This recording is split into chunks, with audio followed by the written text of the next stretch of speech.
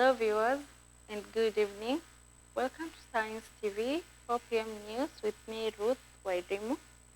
Let's focus on our news. President William Ruto is presiding over the launch of the National Youth Opportunities Towards Advancement Nyota program at the Mumias Sports Complex in Kakamega County. The 20 billion shillings initiative aims to empower young Kenyans through job creation, enterprise support, and financial inclusion.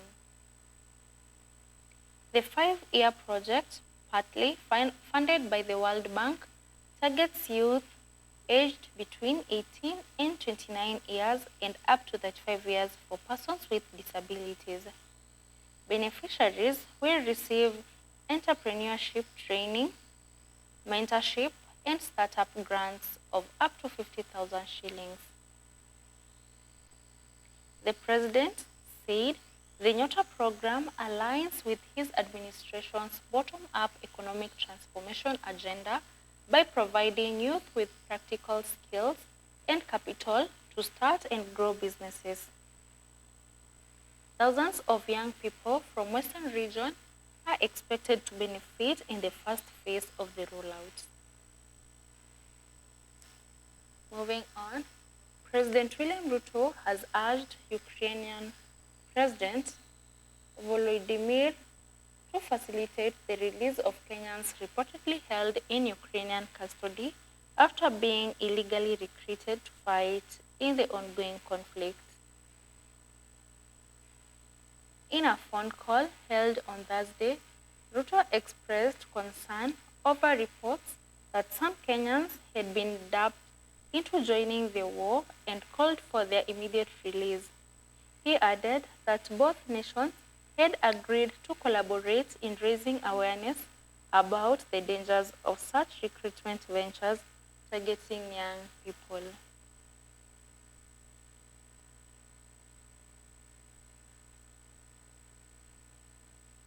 The discussion between the two leaders also touched on broader areas of cooperation, including Kenya's participation in the upcoming Ukraine Food Summit and continued diplomatic engagement between Nairobi,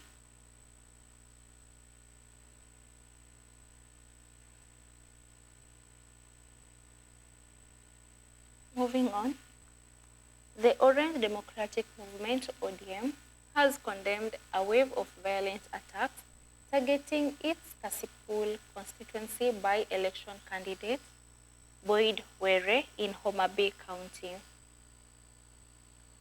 The party said the incidents, allegedly orchestrated by goons linked to a rival camp, disrupted campaign activities and left at least 2 people dead and several others injured.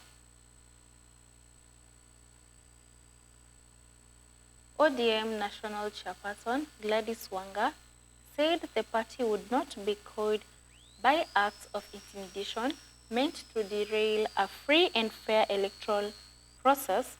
She termed the violence as an act on democracy and warned that ODM supporters would continue to campaign peacefully despite the threats.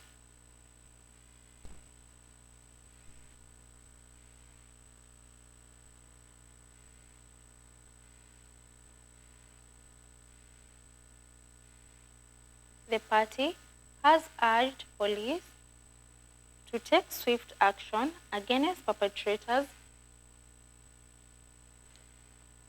and called on the Independent Electoral and Boundaries Commission, IEBC, to ensure equal treatment of all candidates ahead of the November 27, 2025 Kasipul by-elections.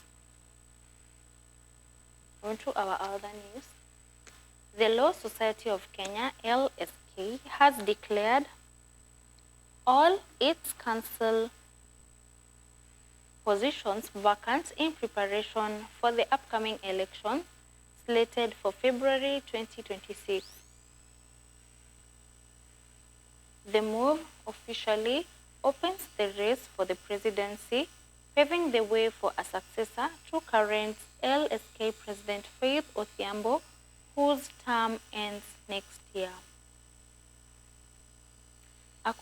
per notice issued by the LSK Secretariat, nominations for the various leadership positions will soon be invited, marking the start of the society's transition process.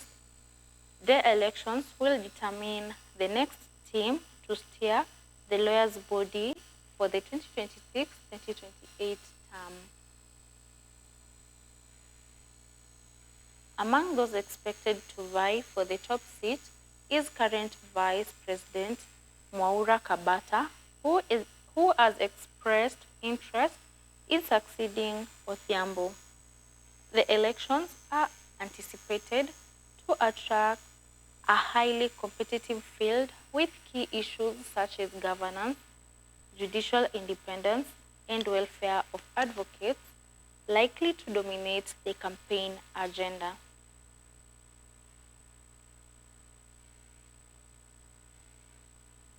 The High Court has ordered Muthaiga County Club to compensate prominent lawyer Donald Kipkorir 1 million shillings for denying him entry to its premises despite being an uninvited guest.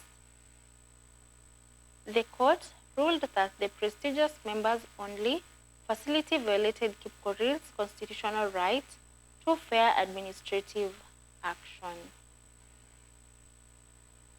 Justice in the ruling found that the club acted unfairly and arbitrarily by blocking Kipkorir's access without giving him an opportunity to be heard, even though he had received a valid invitation from a registered member.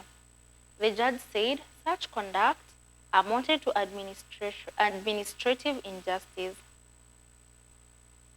Kipkorir, a senior counsel, moved to court in 2024 after he was turned away on multiple occasions, claiming humiliation and discrimination.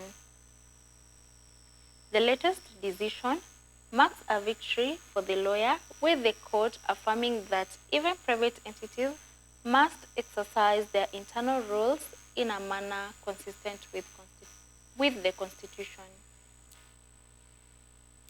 Moving on, Kenya and Tanzania have agreed to address cases involving alleged infringements of the rights of Kenyan nationals living and working in Tanzania, in a move aimed at strengthening bilateral relations and safeguarding East African community ties. Foreign and Diaspora Affairs Cabinet Secretary Musalia Mudavadi said Nairobi had formally submitted the cases to the Tanzanian government for action, noting that both sides had reaffirmed their commitment to resolving the concerns through diplomatic and consular channels. Tanzanian Foreign Affairs and East African Cooperation Minister Mahamoud Thabit Kombo assured that Kenyans lawfully residing in the country would continue to enjoy full protection under the law. Mudavadi added that the two nations remain committed to deepening regional cooperation and ensuring fair treatment for citizens across the EAC. That's all we had for you, our viewers. Thank you for joining us for the 4 p.m. news. You've been with me, Ruth Wairimu. Have a nice day.